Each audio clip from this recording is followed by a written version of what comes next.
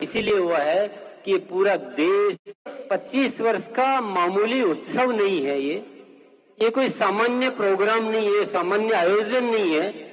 ये ऊपर वाले की एक बहुत बुलंद आवाज है कि मेरे प्यारे इंसानों, इस धरती पर आपके पास क्या क्या मौजूद है, अस्तित्व ने आपको क्या क्या दिया है, जरा उसको समझिए, जरा उसको जानिए। आप लोग जैसे जी रहे हो वो आपका रास्ता नहीं है। आपको मैंने इंसान बनाकर इस धरती पर भेजा है और ये रूपांतरण यात्रा हमारे उस इंसान को याद करने की यात्रा है कि समाज में एक बहुत बड़े बदलाव की जरूरत है, एक क्रांति की जरूरत है, इंसानियत को इस धरती पर लाने की जरूरत है। और ये आरसीएम का जन्म हुआ है वो सिर्फ इसीलिए हुआ है कि ये पूरा देश एक बन जाना चाहिए ने, ये प्रेम से जुड़ जाना चाहिए ने। हमारे जीवन में प्राथमिकता पैसा नहीं होना चाहिए, हमारे जीवन में प्राथमिकता प्रेम होना चाहिए।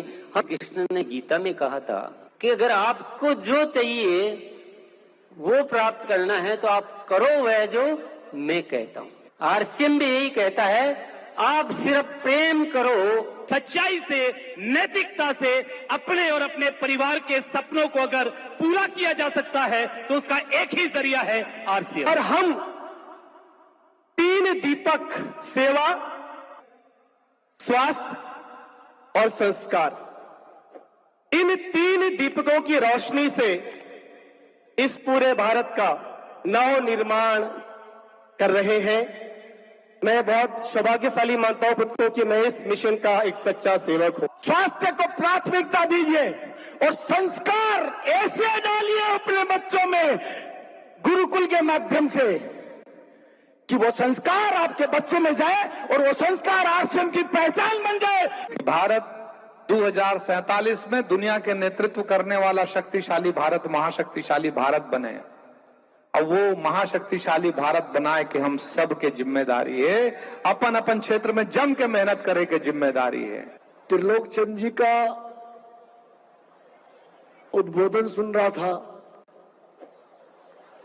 तो ऐसा लग रहा था कि इस मंच से कोई संत सामने आए हुए भक्त जनों को संबोधित कर रहा है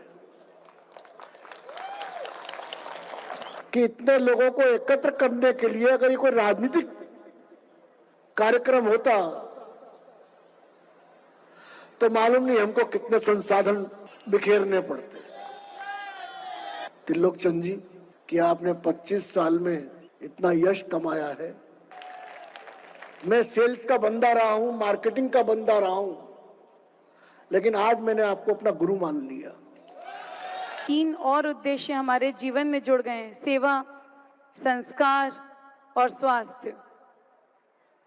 अगर हम लगातार इस पे भी काम करते रहे और लगातार हमने लोगों को जागरूक किया तो शायद हम सब बहुत जल्दी एक नए भारत का निर्माण कर पाएंगे।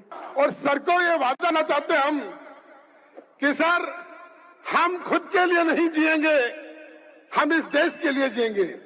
सेवा, स्वास्थ्य और संस्कार, ये इसको हम सब मिलकर के आगे बढ़ाएंगे और एक दिन मिसाल कायम करेंगे। छत्तीसगढ़ में जो नजारा है ये नए भारत के निर्माण की एक अब तक की सबसे बड़ी गूंज यहाँ से गूंजती हुई मुझे दिखाई दे रही है।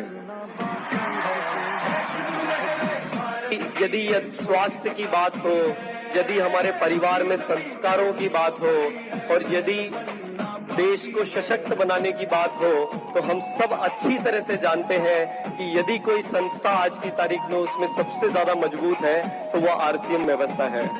भारत की ये छोटी सी झांकी है, अभी जमीन में नींव भरी है, महल बनना बाकी है। एक सुनहरे भारत की ये छोटी सी झांकी है, अभी जमीन में नींव भरी है, महल बनना बाकी है। मुश्किल से तुम मत घबराओ, बाधाओं को गले लगाओ, नए भारत का जज्बा लेकर हिम्मत कर आगे बढ़ जाओ।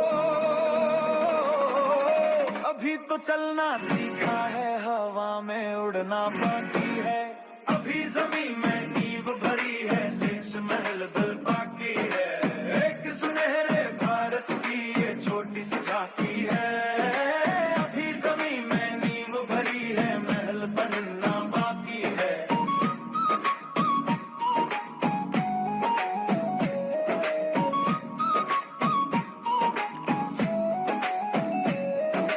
आरसीएम में शक्ति इतनी, पर्वत की ऊंचाई जितनी, आरसीएम की गहराई, सागर की गहराई जितनी। अभी तो नदियां पार करी है, सागर करना बाकी है।